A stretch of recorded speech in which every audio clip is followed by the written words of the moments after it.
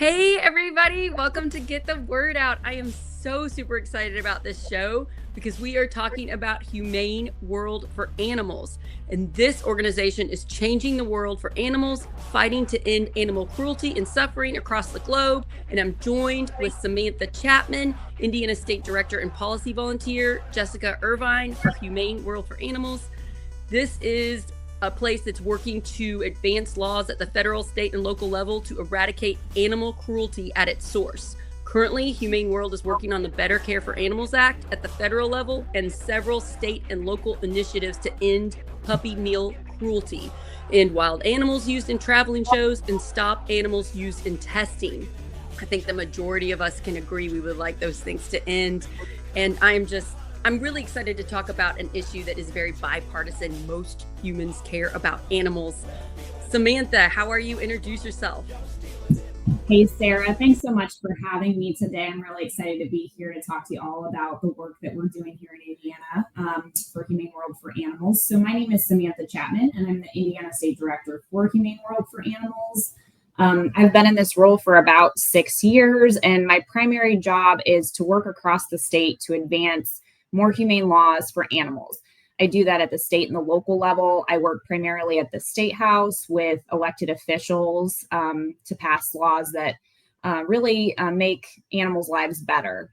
And we've also worked across communities in the state, specifically on puppy mills most recently, to really stop cruelty in that way. And so it's a really big honor to do this work every single day. We have an amazing team of volunteers that join me in this fight for animals. But I've been, like I said, doing this work professionally for about 6 years. Before I came to this job, I was a policy volunteer, and I worked around the state house before that, so had a lot of political connections. And Wow. I'm also an attorney, so I have that training as well, and so that really helps, I think, as a skill in my tool belt for fighting for animals.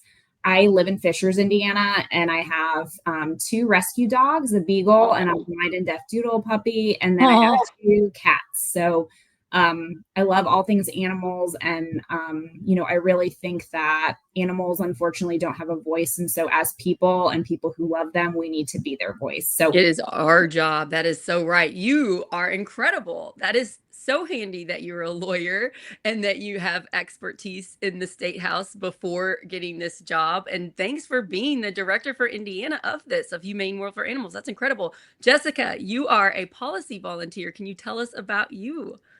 Yeah, well, thanks, Sarah, for having us on today. My name's Jessica Irvine. I live in Carmel, Indiana.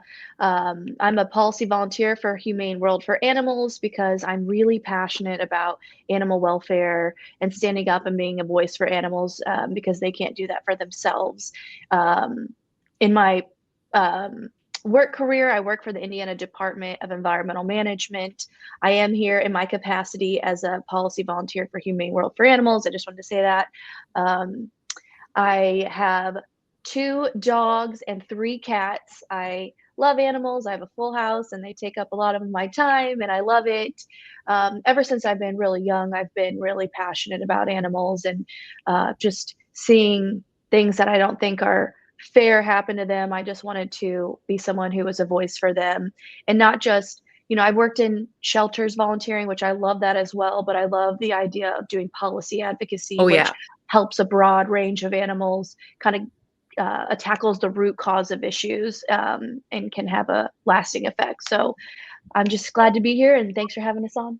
I'm excited to have just 2 smart, brave women fighting for animals. It's such a beautiful thing. Thank you for all of your work that you've done. I used to want to be a vet. I wanted to be a veterinarian until I took science classes and it was such a struggle then, and then I realized I really like kids, so I went into teaching. But my daughter, my 7-year-old Adeline, is loves animals, and she wants to be a zookeeper when she grows up. So that's a big goal of hers. That it's like, why are we working on this reading, Adeline? And she's like, so I can be a zookeeper.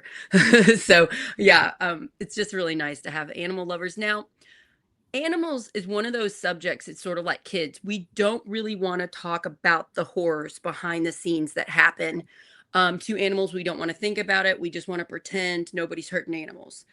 But you two know. Can we go ahead and just dive a little bit into why is this organization, Humane World for Animals, fighting? Why is this a necessary organization? Why is it important that you meet with state legislators and try to pass laws for animal rights? I would think most people would be like, animal rights, that's silly and not needed, but it actually is very needed. So, Samantha, do you want to take that one? Why do we need Humane World for Animals, and what is the actual like problem? Yes, absolutely. So I think our founders, long time ago, got together in a room and they realized that they could not rescue themselves out of the problem. And as Jessica alluded to, we have to stop the suffering and the cruelty at the source. There are so many industries that benefit from profiting off the backs of animals. And we know that the only way to effectively make a difference for these animals is to make corporate change or to work with lawmakers, at the federal, state, and local level to stop the cruelty sort of in its tracks. We And always want to just like assume that companies are going to do the morally right thing and that we don't need to pass laws. But I think we're, especially in the last few years, really becoming less gullible to that. Companies have shareholders, they want to make a profit. And even though a bunch of people in the company care about animals, the ones that get in charge don't always make the best decisions for animal rights because they're just thinking about money. So we do need policies, we need laws, and then we need to follow through on the laws. That's a part of it too, because if nobody cares that that law is being broken, it keeps happening. Yeah, so keep going. Yeah, that's yeah, really important. absolutely. And I do think that consumers do have, a voice in this as well. I always like to encourage people to vote with their dollars. We talk about the factory farm issue.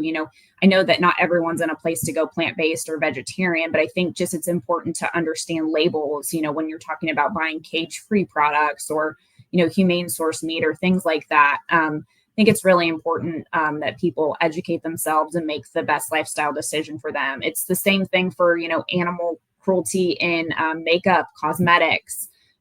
We can make choices based on how things are labeled, and we can educate ourselves to not be spending our dollars with companies that are supporting animal cruelty. And Is so I that know, something that we could get on the Humane World for Animals website? Would there be like lists of what makeup? Like that would be interesting to me. I want to make sure the makeup that I'm using isn't being tested on animals. Is there a way we could check that? yes, so there's a really great resource. We partner with Leaping Bunny, and they have an entire guide about household products, cosmetics. So you can check before you purchase an item to see if you're supporting animal cruelty. So that's Leaping Bunny. Correct, Leaping Bunny. They're a great Nice. resource. Yeah, Yeah, I mean that is an easy thing to do if you stop making profit because the choices your company is making, then you're more incentivized to stop doing the bad thing. Yeah. exactly. But I think also some things are not within our control as consumers, but rather as voters. Which Yes. that's the other thing that I like to encourage people to do is like if you can do anything is to be a registered voter and to show up and consistently vote in elections at all levels. Federal, state, and local are very important. And I think we need to, again, support humane candidates who are making good decisions for animals at the state, local, and federal levels. And so that's the other thing that we can do. And then that helps support my work.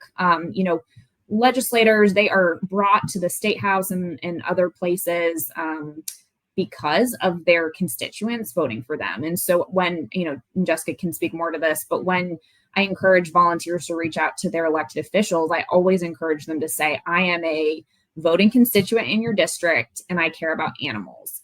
And I think that holds a lot of power. So those are some of the things, that I think people can do in their everyday lives that, may not seem like, you're making a direct impact on animals, but if you pay attention and you do a little research, it really can go a long way, both as a consumer and as a voter. I've seen that because I'm really involved in Harrison County politics down here where I live. and our county council, our commissioners, they are saying yes or no to money that goes to the Harrison County Animal Control. And sometimes they get cut. The building's small. I'm glad we have it. We get extra money because we have a casino here, and that helps. But right now, they could very quickly pass a law that could, for example, make it much harder for these animals to get spayed and neutered. They could stop funding that. And then, well, you can't adopt an animal out of the shelter unless it's been spayed or neutered. So getting involved locally and your county, if you're listening to this, and making sure that your county elected officials are supporting animals and the animal control problem and animal cruelty in people's homes. Like, I know in Indiana, you can like legit own a tiger. Like, I know of one not that far away from my house, like 15 minutes away, where you can go and drive by and see a tiger in their yard. I don't like that. I think that tigers should have a bigger place in a zoo or wildlife rescue or something. And also, what if that tiger got out? So in Indiana, we got some weird laws because there's a legit tiger 15 minutes from me in somebody's backyard. Yeah, I'm really glad you brought that up. So in 2022, at the federal level, Humane World for Animals worked on a bill that was called the Big Cat Public Safety Act. And so it is actually now illegal to own big cats in the United States, but there is a grandfather provision for folks who already had tigers before that law took effect. So what you're describing, Sarah, is still legal. It's good now. It's just that they can't get a new one. Somebody Correct. can't go get a tiger and Yes. put one in their backyard now, but the older ones can stay there. Well, that's Exactly. it's progress. It's progress. It is progress, but yes, and hopefully, your neighbors maybe choose to do the right thing and work with, a wildlife sanctuary like Black Pine Animal Sanctuary. They're fantastic. They're a GFAS accredited, which is the Global Federation of Animal Sanctuaries. They hold animal sanctuaries to the highest standard. Oh, that's nice.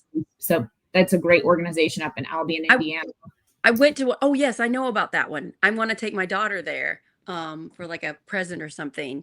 Yeah, I went to one in Colorado around Denver. It's a wildlife sanctuary for mostly cats. There's wolves but it's like mostly tigers. And you walk this like mile long like dock, and then the animals are spread out below you, and they have so much land. And when they bring them in at first, they put them in a smaller area to help them get used to it, and then they let them go out. And that seems like a really good one too. So we donated money, so we get magazines like 4 times a year about it.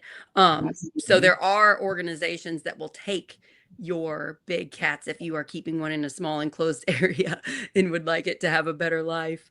Jessica, can you tell us a little bit about puppy mills? I think we really, as a society, don't want to talk about them because I know people that buy puppies from puppy mills. And I think it's actually a sort of bad problem in Indiana too. Like I've heard like maybe the Amish do this sometimes. I don't know if you've heard about that. Yeah, could we talk a little bit about puppy mills? Yeah, absolutely. And just to kind of give a real life experience talking about the big cats, the tigers. Oh, sure. Yeah, go for it. So when I was, I don't know, I'm going to say 10 years old, very young, my uncle was petting a tiger that somebody had in their backyard through a chain link fence, and it pulled his arm through the chain link fence and almost mauled his arm off. And his arm is, I mean, to this day, it looks like it was mauled by a tiger. He went through, I can't even count how many surgeries, and he almost lost his arm. And so there are really real dangers that having those big cats enclosures posed to the public. So yeah, they are wild animals. Anecdotal. They look cute and they can be cuddly, and you can, sometimes you'll see people snuggling with tigers, but they are wild animals and they can turn on you. Maybe he smelled like meat that day or something. Like, you don't know why that animal attacks, but like we see our house cats will attack us and we might get a scratch or a bite, but they're small. It's like the tigers are legit like that, but giant with very strong. So I think we forget that. We just want to snuggle them. Yeah. That's absolutely. I'm sorry about your uncle, but I'm glad he's okay. Yeah, he luckily survived that. But so about puppy mills, I mean, most people probably know what puppy mills are, and maybe Sam has a better definition, but they're essentially for-profit breeding operations where they keep puppies and they breed the mother puppy over and over, and they keep them in terrible conditions in tiny crates. They may never get to see the light of day. They have no normal interactions that puppies should have, and you know, just horrible conditions. A lot of times they don't get the vet treatment that they require, the nutrients that they require. They may not be able to nurse from their mother like they need to. So they're really kept in horrible conditions and then sold for a profit um, through different, maybe you find them online or maybe certain pet stores. And they're really cruel. The puppies oftentimes come with a lot of health conditions, and I There's like know as inbreeding. There can be a lot of inbreeding, so they'll yeah, have seizures or absolutely. blindness or hearing issues. Yeah, yeah, yeah. Yeah, and they can be really expensive, and families don't know what they're getting into, and they're paying thousands of dollars for this sick puppy. And then sometimes these puppies don't make it, and that's just heartbreak for, the family who got the puppy itself. So we pushed really hard as a policy volunteer over the last several years to push local ordinances to ban the sale of puppy mills in pet stores. And Sam might have to correct me here. I want to say we had a couple dozen across the state of Indiana. That's And fantastic. yeah, it was such a win for us. Every single municipality, the people fought really hard. The volunteers, the people in the community really care about animals. We fought really hard to get each and every single one of those passed. And then last session, or one of the most recent sessions, the General Assembly, with the urge of the puppy mill lobby, uh, passed a law that preempts local municipalities from placing these bans on selling puppy mill puppies. So it undid all that work that hundreds of hours and volunteers did to protect puppies. And so that was so really heart-wrenching for all of us to experience. So those are just some of the challenges that we come up against with these puppy mills is that You do all there's this a work and you'll get a little bit, and then giant step back. Oh, I mean, yeah. yeah, I feel for you all. I know what that feels like. Another thing I've learned about puppy mills that I did not know about, my friend Pam owns a nonprofit called Senior Paws Rescue, and she'll take dogs that don't have a home that are 10 or older, and she gives them, they stay in her farmhouse, and she gives them the best life. And the nonprofit pays for all their vet bills. So she just goes in there like, what does the pet need? And she pays for everything. She will get some from puppy mills sometimes. And right now she has this sweet bulldog that's a male that's older, and he can barely walk. His paws are like bent in from like being in a cage. So when they're just put in a cage all the time, they legit sometimes can't walk, and they have like paw issues, and like their bones grow terribly. And I've seen Great Danes that had problems because they were born in a cage, and Great Danes are a big dog. And so then they have all kinds of problems. And then just the breeding itself, when you keep breeding a bulldog, for example, or a pug, for example, when you keep those traits that are cute, it hurts the animal. Like, have you listened to a pug sleep? It's terrible. Or a bulldog, because they've got those smushed up faces, so they can't breathe very well. So it's like, is this the greatest thing that we're doing for society, that not only is it hurting the animals, but we're pushing out these traits that's making the animal's life harder to live, So yeah, I don't think we realize just how bad the problem is sometimes, but I really didn't until I went to my friend's Pam's house and saw them, and she told me why, and I'm like, what? I didn't even know this was a thing. Okay, what can you talk a little bit about Humane World for Animals? It sounds like you are doing great things in the state and the country, that you are getting little things passed, maybe county ordinances, maybe with the state, sometimes a national law, like this one with you can't have big cats anymore. That's good. Even though it's not perfect, it's better. Tell us a little bit about Humane World for Animals, and like this is your job, Samantha, and then Jessica, you're a volunteer, so that's pretty neat too. Let's hear about this group. Yeah, absolutely. So, many of you may know our organization, formerly called the Humane Society of the United States. Back in February of this past year, we rebranded Humane Society of the United States and Humane Society International combined and became Humane World for Animals. And so we are now a global force tackling animal cruelty and we our tagline is the end of animal cruelty. We are fighting the big fights to stop egregious suffering across the globe. So And you're not just national, you're world. I don't, it yeah, says world in the name. You'd think I would have gotten that, but that's amazing. yeah. And so we have a variety of, main focuses. And I think maybe just for purposes of this call, we can focus on what we're working on in Indiana. But um, there was a situation, and this actually kind of ties in with the Better Cares for Animals Act. But many people might have heard a few years ago, there was a breeding research lab in Cumberland, Virginia, and they were breeding beagles for medical testing. And the Department of Justice got involved after the U.S. Department of Agriculture came in and found egregious violations of the Animal Welfare Act. I mean, we're talking about like puppies not receiving adequate veterinary care, their crowded conditions, euthanasia that was not humane. Things like that. And so, because the USDA got so involved, and the Department of Justice acted and they acted together. They were able to issue an injunction.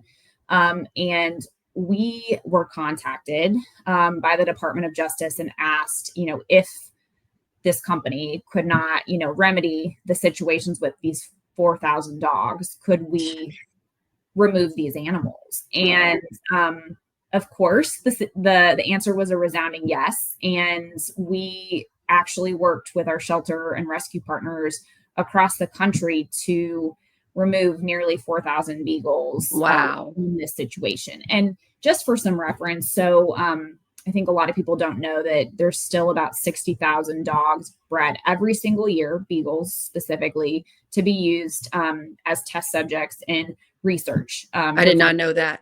Wow, that's horrifying. Yes.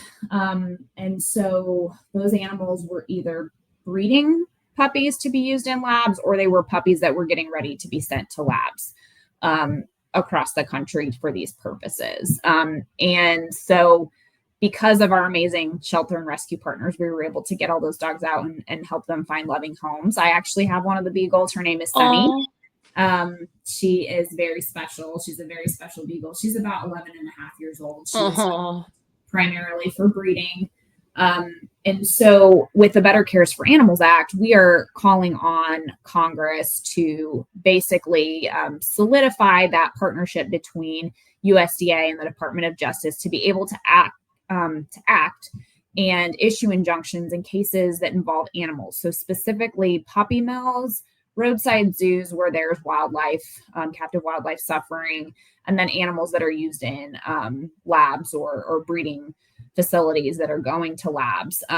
Animals are a different kind of property. They're living and breathing. And so when there are violations of the Animal Welfare Act, it is often very necessary for USDA to act quickly. And so with that partnership used in the Envigo case and, several years ago with the beagles, that was a prime example of why we need a law like the Better Care for Animals Act. So that is one, issue that we've been pushing. And Jessica actually met with Congresswoman Victoria Spartz's office advocating for that bill a few weeks ago. But at the state level, we worked on a bill this past legislative session called Sonny's Law. And that bill would require research labs to adopt out healthy dogs and cats instead of being killed at the end of their time. I cannot believe that happens. I remember the story you're talking about with the beagles. I remember reading and hearing about how they killed the puppies. I think they were like, at one point I heard they were just like throwing them in a fire, like puppies in a fire. And I'm like, this happens in our country? What? And I'm like, and then I remember hearing that the animals were getting rescued. So that's amazing that you have one of them. Thank you to everybody involved.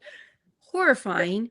doesn't this show you all why we need legislation? But not only do we need laws, we need to follow up on it, right? So like there were some laws ahead of time, right? That this shouldn't have been happening. Like they were going against some things, right?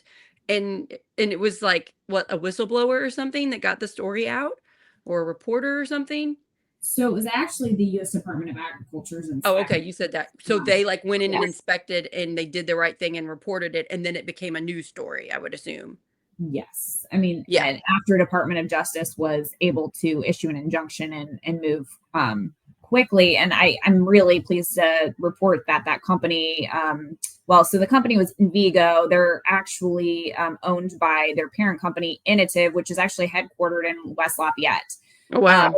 But they were issued like the largest fine in animal Welfare Act history because of the egregious violations of animal cruelty and environmental violations as well. I would think fines are a good way to discourage businesses to do these type of terrible practices hurting animals, but then you have to pay for people to go in there. You have to organize it, pay for people to go in there and examine and make sure and check that these animals are being treated fairly. It seems like they should never be allowed to kill the animal after the testing. I just don't understand. Like it doesn't even seem like it should be happening. Right, exactly. And I mean, there was a case a couple of years ago. We had an undercover investigator in a lab that was owned by Initiv in Mount Vernon, Indiana, and there were 80 beagle puppies that were being used, and we were working to get those beagle puppies released, and unfortunately, we were not able to secure that release. But again, it just shows you that this is happening right here in our state, and it's so heartbreaking because these animals, they endure a life of cruelty and suffering. The least that we can do for them, if they're healthy enough, is to be able to be adopted out into a loving family. And I think most people that have pets realize like dogs and cats have feelings and feel pain and are much more intelligent than we realize, and they're intelligent in ways we can't comprehend. But even like a fish, like there was a viral video of like this like orange goldfish that was big that would love to get pets when its owner got home. Did you all see that one by any chance? It's adorable. And the guy would come home and the fish would swim up to the tank and the guy would, and it's like, well, this is me. I'm rethinking fish now. Like animals have feelings. They also love. Like, I mean, sometimes people act like cats don't care about you. Cats love you. They're just different than dogs. And dogs, you can see it in their eyes. They know how to be like, never stop rubbing my belly. They know how to do that. I think in 2025, we have the science, we have the data, we know the relationship with these animals. We need to stop acting like they're just like a service to us, like animal testing them for makeup and stuff. Like I think we need to get there faster as a world. So I'm thankful that you all are doing this. Another thing I wanted to bring up was, let's talk a little bit about the other side that pumps out fake things about what you all are doing, because I see it. I'm in the country, and if I eat meat, I try to eat less meat, and I try to eat meat that's locally sourced and the animals are, but I don't all the time, but I try. And if I was like, say, a vegan, and I walked around and said I'm vegan because I care about animals, our culture would make fun of me. You know what I'm saying? And then it seems like people take it personally. It's like, well, we're not trying to make you not eat meat. You eat all the meat you want, but maybe have the facts about it and know how those animals were killed in the making of that meat. Like we should make it more humane. Does anybody want to talk about that a little bit? Just the stigma. Also, there's like, I'm going to say this is not a great organization, PETA. I'm not a big fan of PETA because they pump out fake propaganda. They do things that I think cause more harm to the animal world. Sometimes good things happen because of it, but I like what you all are doing because it's fact-based, it's science-based, it's data. You're going through legislation, you're not doing outrageous things. I think those organizations hurt you all too. How do you combat the like fake information and the stigma about, oh, you're trying to make me be vegan? Like, does anybody have a response on that? Because we do have a negative side to this that they push so that we don't pass legislation to help animals. Yeah, I can certainly take that because it's something I get at the state house all of the time. So just to kind of set the record clear, Humane World for Animals is a big tent organization, which basically that means if you love animals, there is room for you at our organization. We have companion animal campaigns, we have farmed animal protection campaigns, we have a anti-fur campaign, dogs in research, wildlife. I mean, if you care about any of these things, you are home with us. And, there are, I think, many of us in the organization that choose not to eat meat. I think there are people in the organization that do eat meat. So, I think it's a personal choice. I mean, I encourage people to educate themselves about where they're, like you just mentioned, where you're getting your meat. The other side of things about factory farms that impact on the environment. There's a lot of reasons I think people choose not to eat meat. The one thing I would like to communicate is that I think vegans get a lot of that, like a bad rap or something. I think people just take it personally. It's like Yeah. they view, they're like, oh, you think I'm bad, then I don't like you. It's just such a stigma. Right. And I think that the behind veganism and really like where everyone's at is it's kindness and compassion for animals, right? Like, or whatever, you care about the environment or you care about your health, or there's lots of reasons that people choose not to eat meat. And I think that sometimes it's like holding up a mirror, like people feel bad that they've made the choice to eat meat or, and I think everybody, is at a different point in their journey with that. And it's so personal. So, one thing I do like to encourage people that are maybe curious or want to do something and are just not ready to like stop eating meat or like go vegan is to participate in Meatless Mondays. Meatless Mondays are a great, great way. Take a holiday from meat, eat more whole foods. That's healthier for you anyway. And it's a way to sort of reduce your impact. And I think if everybody in the world did that, like we would be better off environmentally. Yeah, it hurts the environment so much. It hurts the environment so much when we prioritize meat. And also like something I looked at, because I'm really big on being as healthy as possible, and my husband is too, you don't need to eat a whole lot of meat to get your intake of protein. So like we'll just try to have a small amount of meat one time a day instead of 2 or 3 meals a day. And then the meatless Mondays, just a little bit. We're just trying to lessen it. And Yeah, then that helps the environment. So you don't have to like be a vegetarian, but or vegan. You can just eat less because that's better for us. It's better for our bodies to eat less too. So that's, I care about animals, but I also do it because it's good for my health to not have as much. absolutely. And I think it's really just important that we have these conversations with kindness. I think it's really easy to attack people who care or are compassionate and say that they're extreme and they're trying to take away your rights to do whatever it might be, when really the foundation of the work that we do is, again, in kindness and compassion. And I think sometimes when you see really horrible things happening to animals or the environment or whatever it is, maybe someone died of a heart attack, whatever the reason that people choose not to eat meat, I think it can be emotionally charged for that individual. And sometimes folks don't know how to channel their feelings and it can come off maybe as judgment or, but I think just trying to remember that there's a reason why someone makes that choice and it's an individual choice. And Yeah, why do we care what other people are eating? I mean, like I don't care if my friend's a vegan. Like I mean, I guess I'm happy. I'm like, you're saving animals' lives, thank you. But I don't know why I would be. But I think we just take everything personally. And I think that's a cultural problem that I feel like it's gotten worse. I think social media probably helps with that.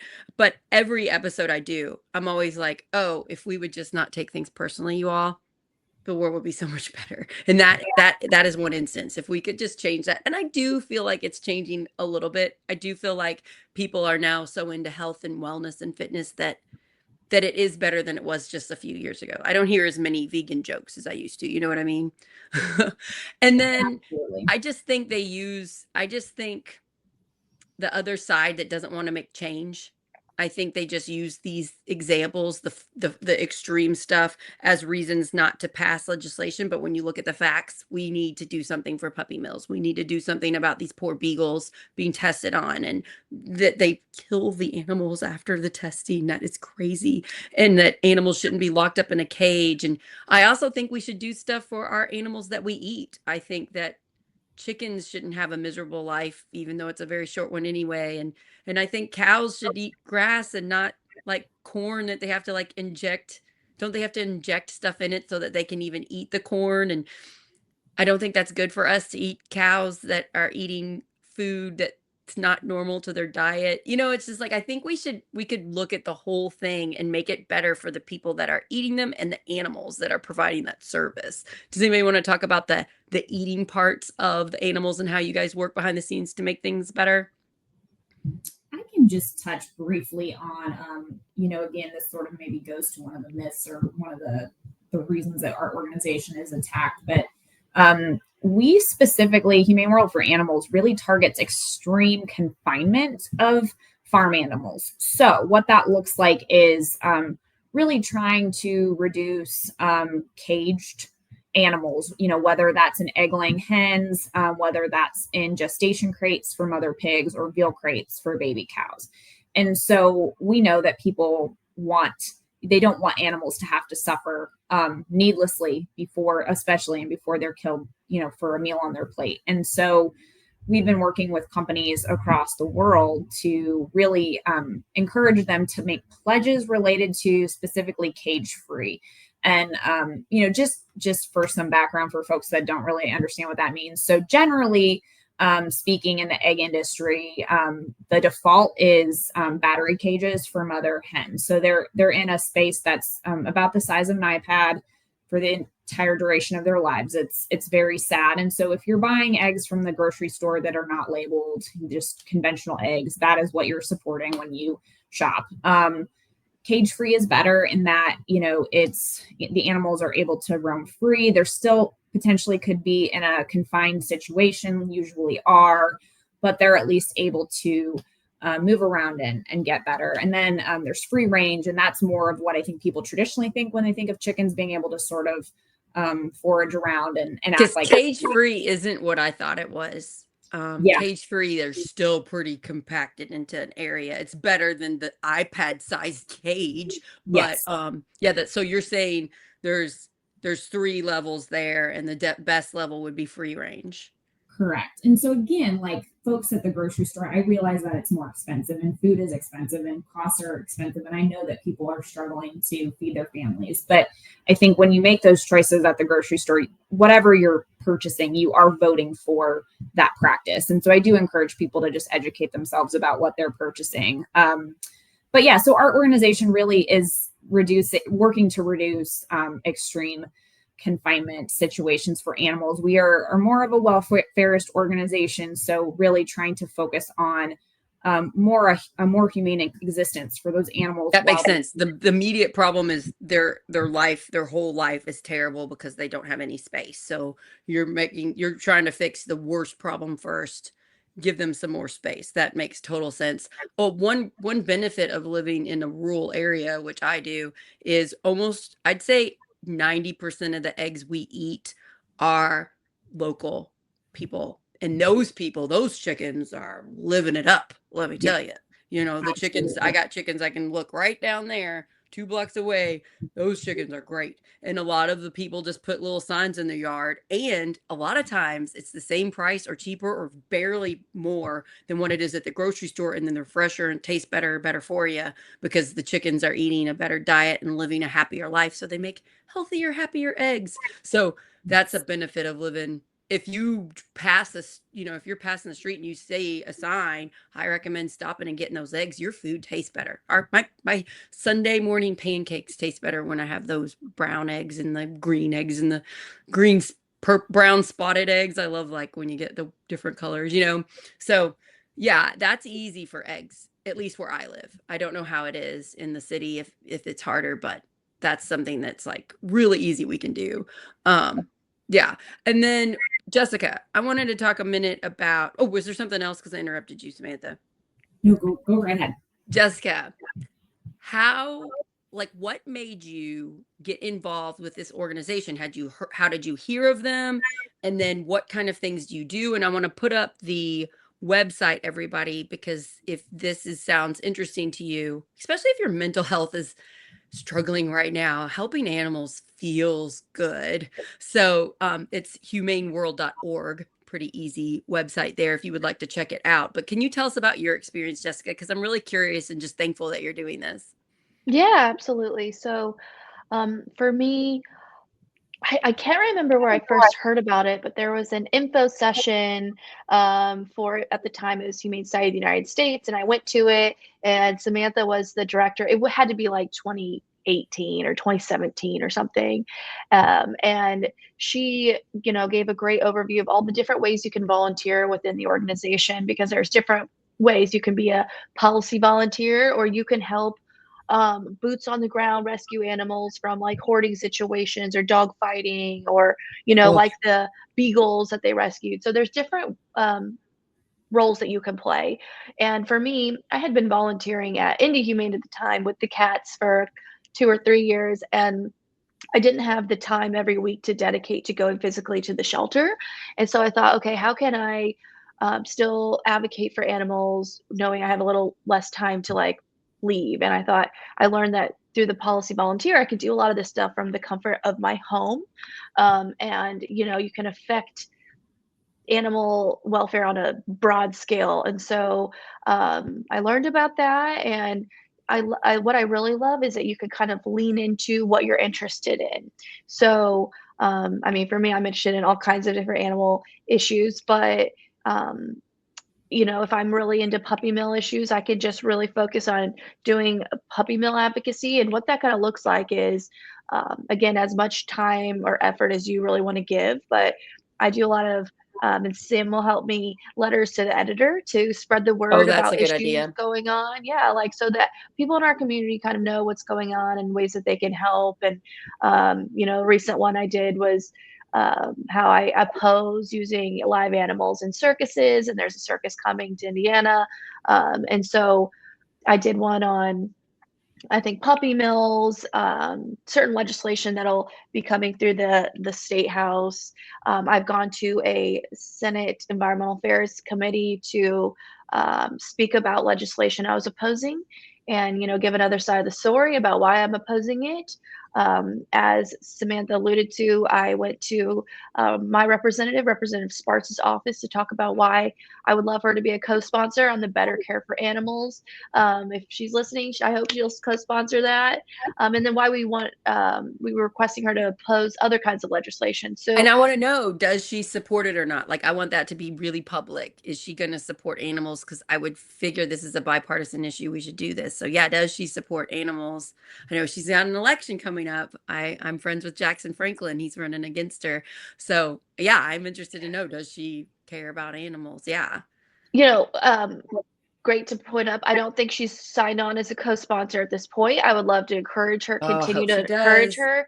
There Okay. is the Humane World for Animals puts out a scorecard every year, which they will put up all the legislation that they are wanting legislators to support, and they will let you know what they voted or if they co-sponsored it, and so you could kind of say, okay, does my representative or my senator support animal welfare legislation? And Yeah. you can check out Representative Sparks. I don't think she signed onto a lot of the legislation. I hope she would, but it's always an opportunity to learn and for her to do what I consider the right thing. So And I I hope just think she it's will. really important that we know how our representatives are voting. Something I'm really upset about that happens in our state is it's very hidden. It's very hard to see how people vote. It's easier now, like I'll use my chat GTP to look up how a certain person voted and I can get it much quicker. I don't have to go to the Indiana government website and search for hours to find it. But they are not publicly pumping out when they're passing legislation whether they voted yes or no and how that legislation is going to help or hurt us. They really want us to not pay attention. So I think that would be a huge thing that Humane World for Animals does is showcase, are these legislators helping animals or are they not? And like I think that's really important. Yeah, super important. And so I don't know the best way to search it. Maybe Humane World for Animals, Humane Scorecard or something, That's if you cool. wanted to look and see how your representatives are representing you and animals. And let's say you're listening, you care about animals, you can't really volunteer like you're doing, but you would like to be more involved. You can be a member Samantha, you mentioned it's at $25 a year to be a member, and then that money goes to pay for the work that you're doing, Samantha. This is your full-time job, and everybody else that works around the country and the world. So is that right? So what happens if you become a member? Yeah, so I think becoming a member is a great way to get started, just to, really keep an eye on the work that we're doing across the globe now to help animals. If you're more interested in specifically understanding what's going on with animals in Indiana, there is an opportunity to become an ally. Okay. If you go to the Humane World website and you just click on, there's volunteer opportunities and there's become an ally, and that will sign you up for any type of action alert or work that we're doing in the state. You'll get updates, and so again, it makes it really easy for you to take action. Oftentimes, if we have a big ask, like we're working right now on trying to get the Indianapolis City Council to sponsor an ordinance that would stop certain types of wild animals used in traveling acts like circuses. So we may put out an action alert, either via email or text message. Do you guys work with Jesse Brown? Because that's my favorite Indy council person. Yeah, I think we've worked with, I believe he voted on our humane pet store ordinance back several years ago when it passed before the state preempted that ordinance. But yeah, there's a lot of great animal friendly council members in That's Indiana. great. That's good to hear. That makes me happy. So yeah, that takes out the work. Like, we care about animals, but like, it's overwhelming. There's so much to do. So you're saying if you become an ally, you'll get an update, you get an email, and it'll say like, okay, we're trying to pass this legislation. Could you call this representative or email them and say something like this? So you're kind of like guiding them, and it's just going to take a couple minutes, and then that really helps show the elected officials that have the power to vote for these things that can harm or hurt animals. It'll help encourage them to help animals. Right. That's really a wonderful service that this organization is providing. That's great.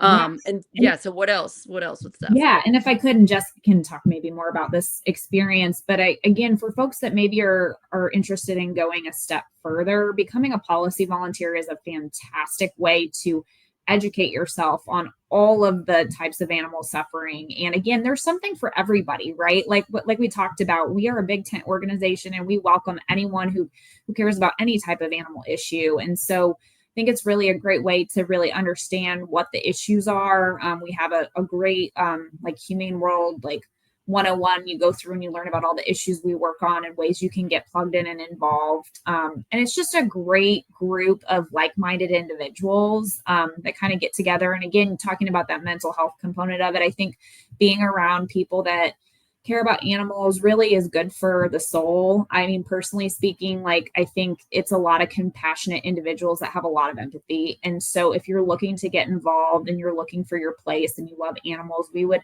love to have you. We need strong voices in the state for animals, and we need to continue to build that network. So if you're interested, please check out our policy volunteer opportunity. I'd be happy to meet with you and talk more about how you can get involved. But we really just need strong warriors for the animals, just defending them across the state, because they just can't do it for themselves. And so they need us. Yeah. The mental health thing is going to help your mental health. You're going to make friends. You're going to meet more community, and you're working on something that is such like if you don't want to work on people issues because of politics, there's so much division and hate and fear out there. Animal issues it seems like a safer place because most people agree we should treat animals better.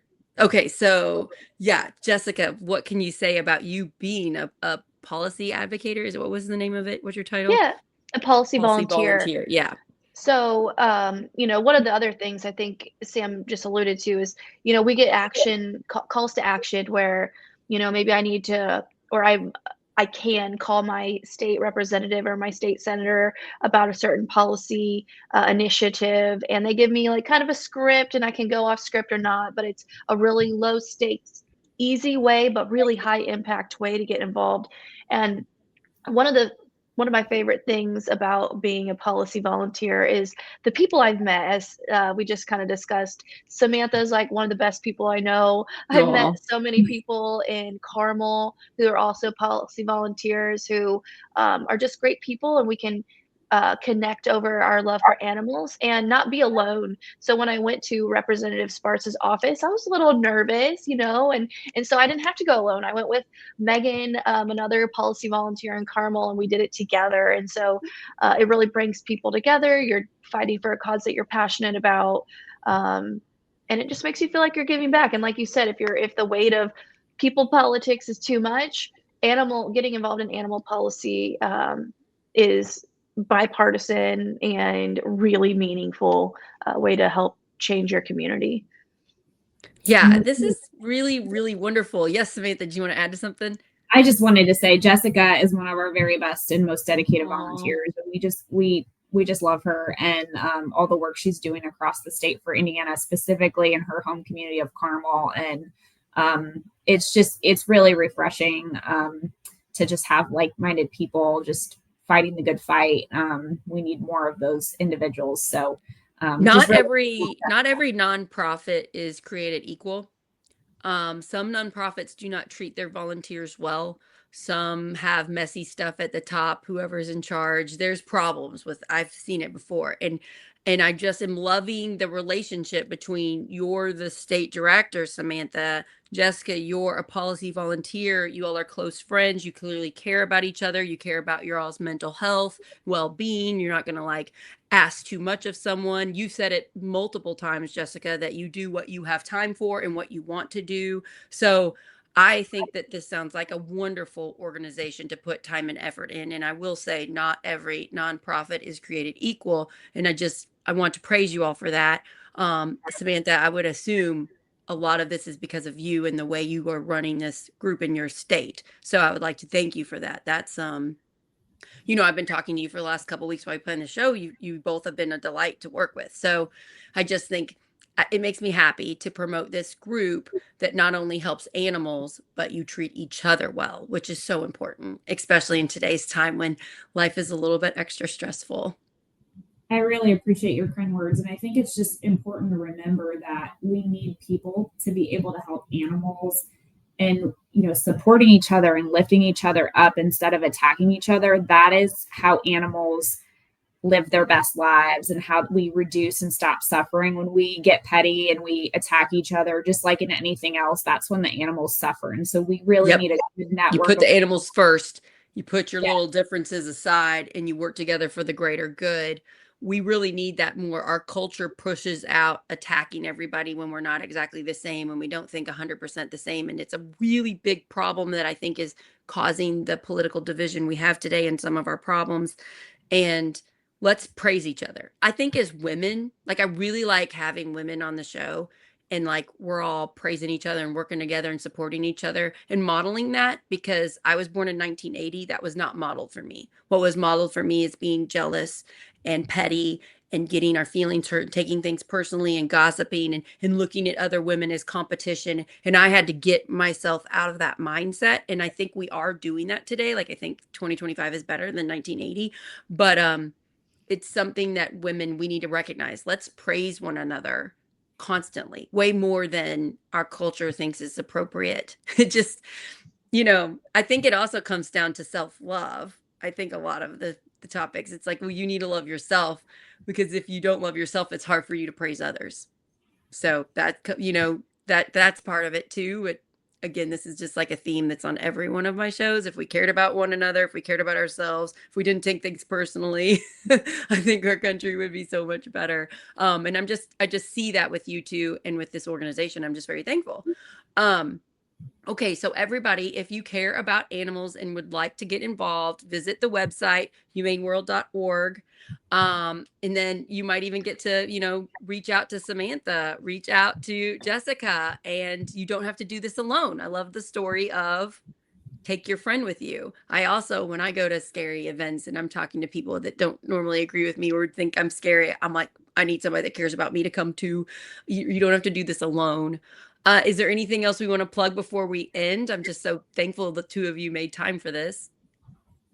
We really appreciate the opportunity, Sarah. And I think, just the theme is that, again, I think working for animals is just something that's so rewarding, and it's a great opportunity to get involved in your community. It's a great way to show your civic duty, to learn about the political process. And if it's something that, seems daunting, we will guide you right along the way. A good tip. Yeah. And, we're happy to have you. Like I said, if you care about animals, you're at home with us. And you don't need to know anything about government policy.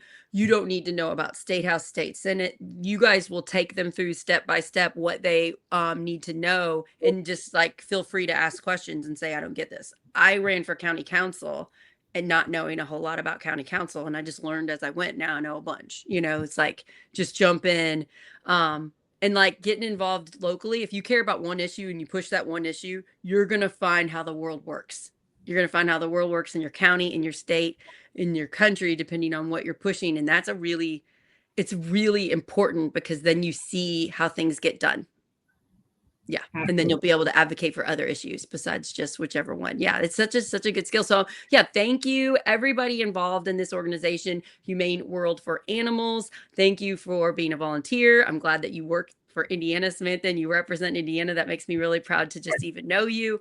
And please check them out. And then also send this episode to a friend that's an animal lover. Maybe you've got a friend that loves animals that is feeling really down and could use some mental health help. I couldn't think of a better way to help them. So send it to them. And then just as a reminder, this is on Facebook, Instagram, YouTube. You can subscribe to our YouTube channel. And it's also, you can go to our website, Project Next Indiana, and you can sign up and get this as an email. So you can see the show. It'll pop up on your feed and you can read about it and see if you want to listen or not. And it's also on podcasts, Apple and Spotify. And then it's on Carrie Snyder's radio network too. So yeah, we're pumping it out. Let's get it out and save as many animals as we can with this. Thank you, Samantha. Thank you, Jessica. I hope we stay in touch, because you guys seem awesome. I wish we lived closer, but I'm down by Louisville. You guys are more in Indy area, right? We'll have to meet up someday, because I bet we're at events together. I bet that'll happen. I would love that. Yeah, I would love that too. Yeah, thanks again, Sarah, for your time and just the opportunity. Jessica and on behalf of the animals, we are just grateful for you. Yeah, let's thank you snuggle so those much. babies. Yeah, Yep. And please adopt, don't shop.